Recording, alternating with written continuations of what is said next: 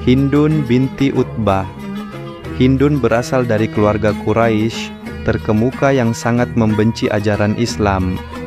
Ayahnya, seorang pemimpin yang disegani, selalu menghina dan memusuhi kaum muslimin, bahkan sering menganiaya budak yang diketahui memeluk Islam. Hindun tumbuh dengan rasa benci yang sama terhadap Islam, sambil sangat mengagumi ayahnya. Karena keinginannya untuk menjadi pemimpin seperti ayahnya, Hindun tekun belajar dan berlatih keras. Dia adalah wanita yang pandai berbicara, bernegosiasi, dan mampu bertarung layaknya prajurit laki-laki. Kemudian, pecahlah perang Badar antara kaum Quraisy dan Muslimin. Perang besar itu dimenangkan oleh kaum Muslimin, dan dalam pertempuran tersebut, ayah, saudara laki-laki, dan paman Hindun tewas, yang semakin menambah kebenciannya terhadap Islam. Di bawah kepemimpinan suaminya, Abu Sufyan, Hindun bersumpah untuk membalaskan dendam keluarganya dengan berlipat ganda. 2 tahun kemudian, suku Quraisy menyerang balik kaum muslimin dalam perang Uhud dengan 3.000 pasukan. Dalam perang ini, Hindun berhasil membunuh Hamzah, orang yang bertanggung jawab atas kematian 3 anggota keluarganya, dan kemudian naik ke batu besar untuk mengumumkan keberhasilannya membalas dendam tersebut. Beberapa tahun berlalu, Islam semakin berkembang dan Rasulullah memutuskan untuk menaklukkan Mekkah. Rasulullah meminta Abu Sufyan, suami Hindun, untuk segera memeluk Islam agar ia dapat mempermudah kaum muslimin memasuki kota suci tersebut.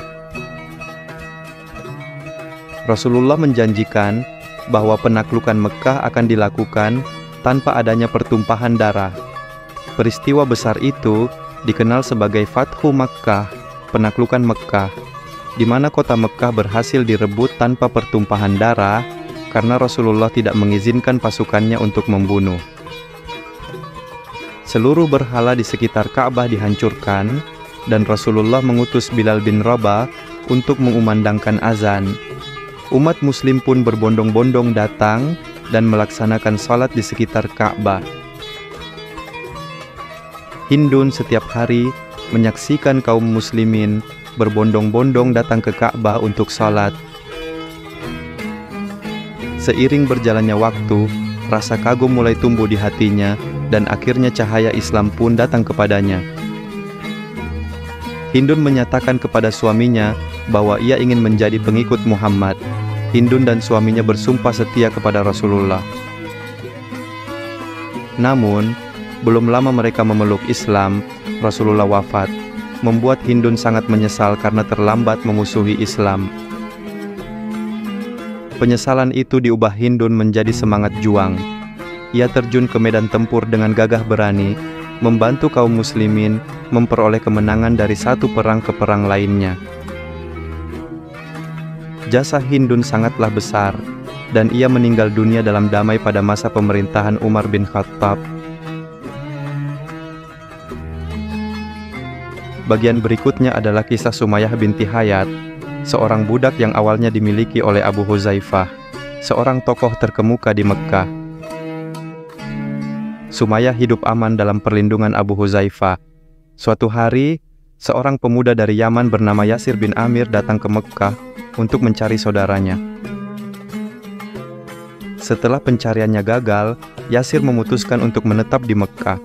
Abu Huzaifah menyetujui keputusan Yasir dan melihat bahwa Yasir dan Sumayyah cocok satu sama lain karena keduanya sama-sama santun.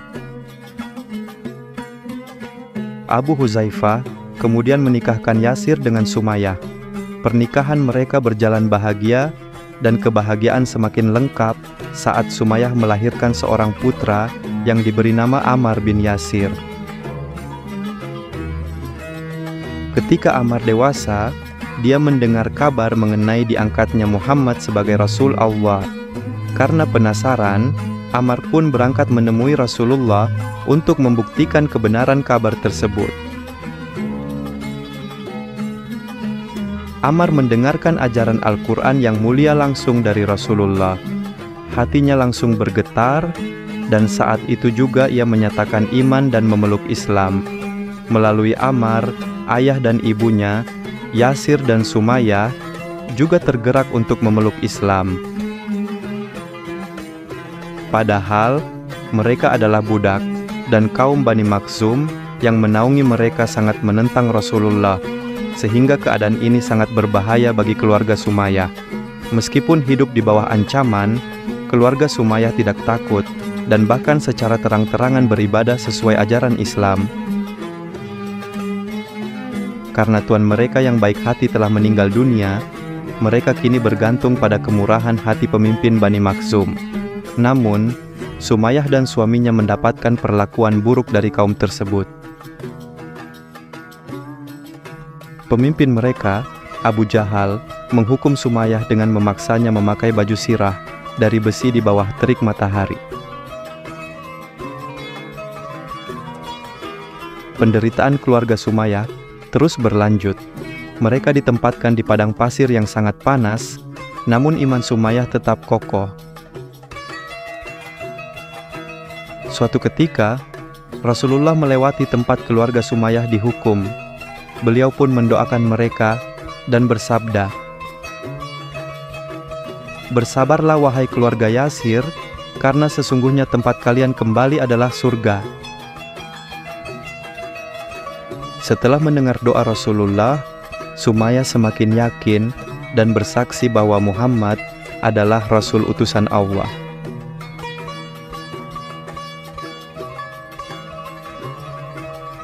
Tak lama setelah itu, Sumayyah meninggal dunia sebagai muslimah pertama yang tidak pernah takut sedikit pun dalam memperjuangkan Islam.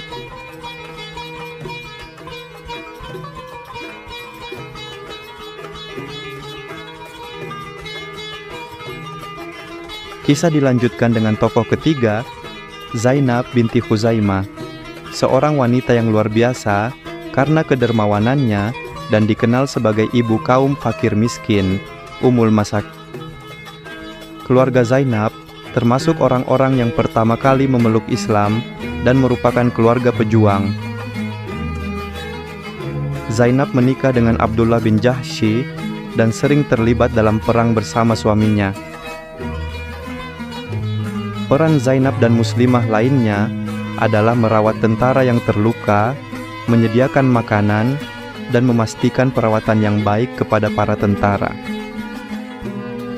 Meskipun wanita, Zainab tidak pernah gentar bergabung dalam peperangan besar seperti Perang Badar dan Perang Uhud. Dalam Perang Uhud, Zainab mengalami kepedihan luar biasa karena suaminya meninggal saat berperang. Zainab menyerahkan diri sepenuhnya kepada Allah Ta'ala. Rasulullah yang kagum akan kemuliaan dan jiwa pejuang Zainab kemudian meminangnya. Setelah menjadi istri Rasulullah, Zainab semakin tekun dalam beribadah dan sifat dermawannya dalam membantu kaum fakir miskin semakin kuat. Sehingga ia dipanggil Ummul Masakin. Namun, rumah tangga Zainab dan Rasulullah tidak berjalan lama karena Zainab wafat pada usia 30 tahun. Ia adalah istri kedua yang meninggal ketika Rasulullah masih hidup setelah Khadijah. Tokoh berikutnya adalah Safiyah binti Huyai, putri dari Huyai bin Akhtab, pemimpin suku Yahudi Khaybar.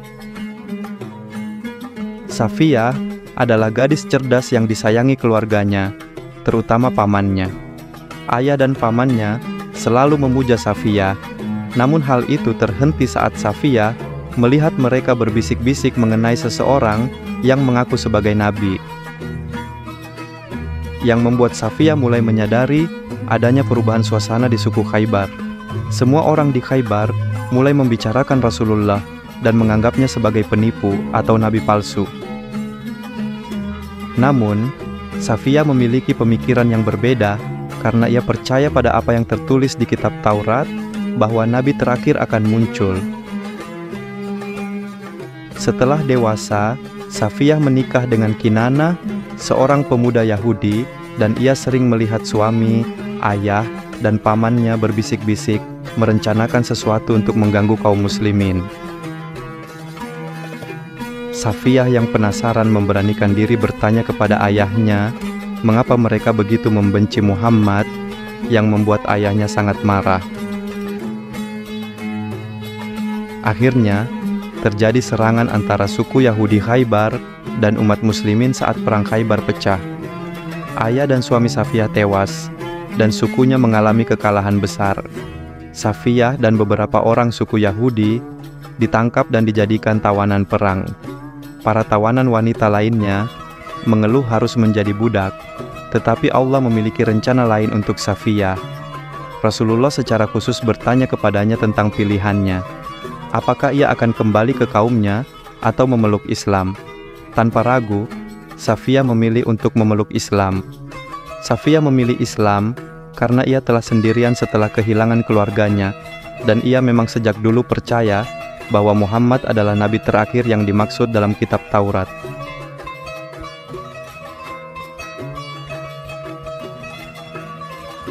Rasulullah menikah dengan Safiyah.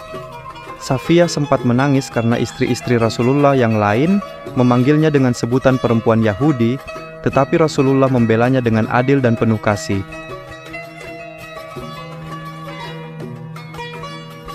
Safiyah adalah wanita mulia yang berasal dari keturunan Nabi Harun alaihi salam dan kini menjadi istri Nabi Muhammad Shallallahu alaihi wasallam.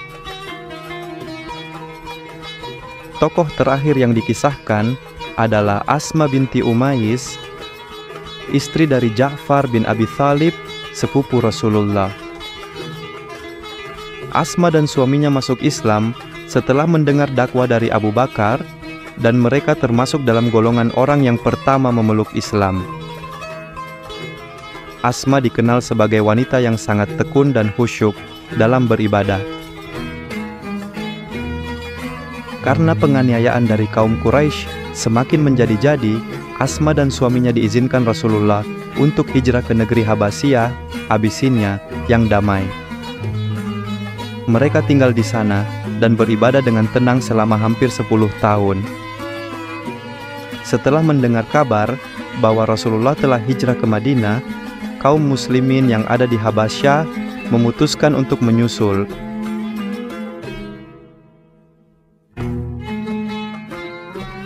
Rombongan Asma dan suaminya berangkat ke Madinah mengarungi lautan dalam perjalanan yang sangat jauh dan berbahaya. Sesampainya di Madinah, Rasulullah menyambut kedatangan Ja'far dengan penuh sukacita. Rasulullah memeluk dan mencium kening Ja'far, bersabda bahwa mereka semua mendapatkan 2 kali pahala dari 2 kali hijrah yang telah mereka lakukan. Asma adalah sosok istri yang mulia karena mendukung semua usaha suaminya tanpa mengeluh. Namun, kabar duka datang. Suaminya Ja'far meninggal dalam perang Mu'tah. Setelah kepergian Ja'far, Abu Bakar meminang Asma. Asma menikah dengan Abu Bakar. Tak lama kemudian, Rasulullah wafat, mengguncang semua umat muslim. Asma berusaha bangkit dan mendampingi Abu Bakar yang diangkat sebagai khalifah. Namun, cobaan datang lagi. Abu Bakar meninggal dunia. Wasiat terakhir Abu Bakar adalah agar Asma sendiri yang memandikan jenazahnya. Setelah melewati kepedihan berulang-ulang, Asma menikah dengan Ali bin Abi Thalib yang meminangnya setelah istrinya, Fatimah, meninggal dunia. Asma terus berjuang bersama suaminya hingga Ali diangkat menjadi khalifah.